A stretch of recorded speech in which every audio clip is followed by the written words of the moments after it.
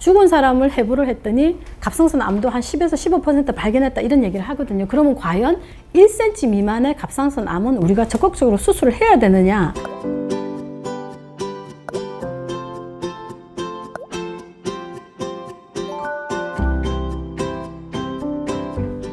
안녕하세요. 저는 재민통합내과 정형외과의 내과 원장 조문숙입니다.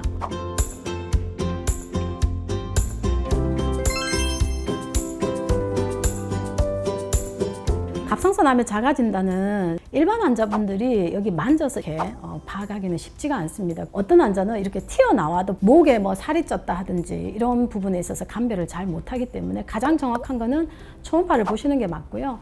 이거는 자가 진단이기보다는 그냥 규칙적으로 초음파를 좀 보시라고 제가 권해드리고 싶습니다. 우리나라에서는 초기에 진단만 제대로 잘 하면 거의 재발을 하지 않습니다.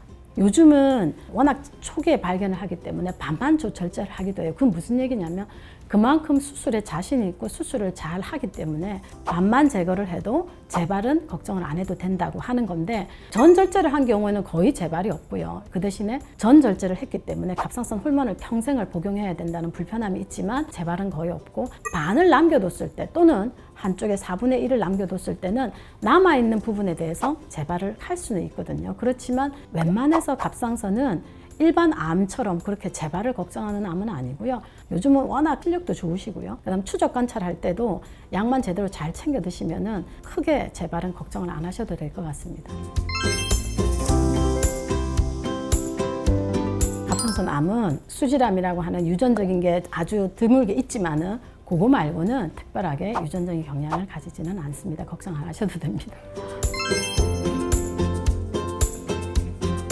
최근에 와서 제가 32살 남자분의 갑상선 암을 좀 접했는데요. 갑상선은 증상이 없습니다. 암이 특히 증상이 없습니다.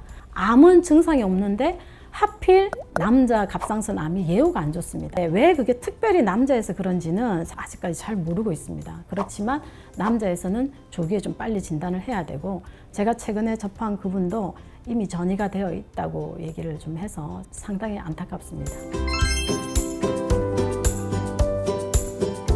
갑상선은 그래도 예후는 상당히 좋은 편이기는 한데, 전이가 됐다고 하면 어쨌든 치료는 수술적인 치료를 하고요. 그 다음에 방사선 동위원 추출을 반드시 병행하고, 그 다음에 또 갑상선 호르몬을 드시고, 일반적으로 좀 쉬운 암이라고 가볍게 생각하지만 그건 조기에 발견했을 때 얘기고요. 진단이 늦어지거나 그러면은 그것도 굉장히 삶의 질을 떨어뜨리기 때문에 초음파는 주기적으로 좀 보시는 게 낫겠다.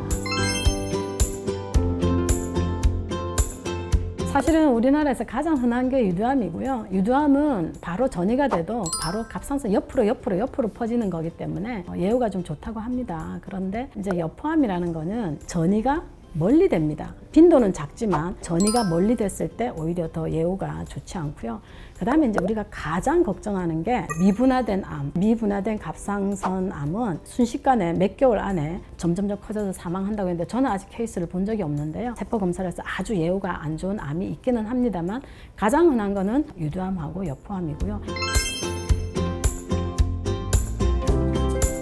암은 수술하는 게 맞습니다. 그런데 꼭 암이 아닌 경우에는 우리나라는 사실은 거의 수술 안 하고 약물 치료를 워낙 잘 하기 때문에 약물 치료를 많이 하고요. 그 다음에 또 한 가지는 암이라도 수술을 안 하고 견딜 만한 경우가 있습니다. 왜냐하면 실험 데이터인데요.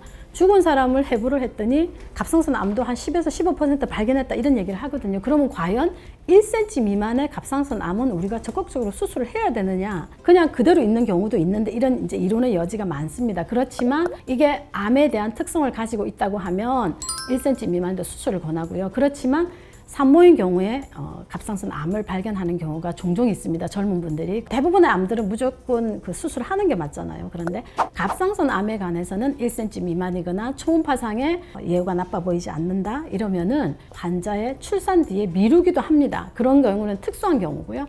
대부분은 그냥 진단을 하면은 수술하는 쪽으로 가는 게 맞죠.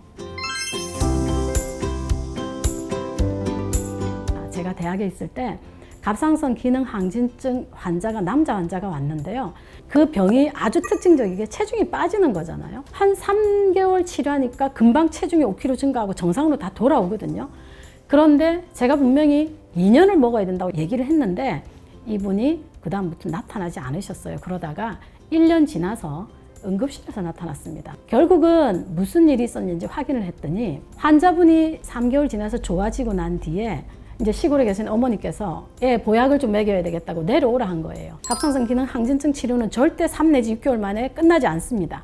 반드시 적어도 1년에서 2년 치료를 해야 되는데 본인이 이제 체중 감소가 다 정상 체중으로 돌아오고 생활하는데 아무 문제가 없다 보니까 시골에 가서 1년 반을 약을 안 먹고 지냈는데 그때 이제 독감이 아마 들은 것 같은데 일반적으로 폐렴과 갑상선 기능 항진증이 따로따로 있으면 문제가 안 돼요. 그런데 폐렴이 있을 때 갑상선 기능 항진증을 치료를 안 했다고 그러면 이게 유발인자가 돼서 갑상선 중독증이 생기면서 결국은 그 환자는 응급실에 와서 중환자실에 갔지만 사망을 했습니다. 30대 젊은 남자였는데 그래서 제가 항상 말씀드리는 거는 갑상선 질환을 내 몸이 괜찮다고 나 혼자서 약을 끊는지 말지를 결정한다. 굉장히 위험한 상태입니다.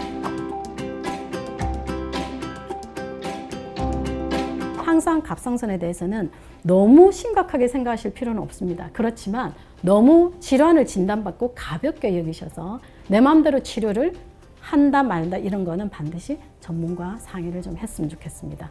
오늘 제가 이 갑상선에 대한 오해 진실 좋다고 느끼셨다면 구독, 좋아요 눌러주세요.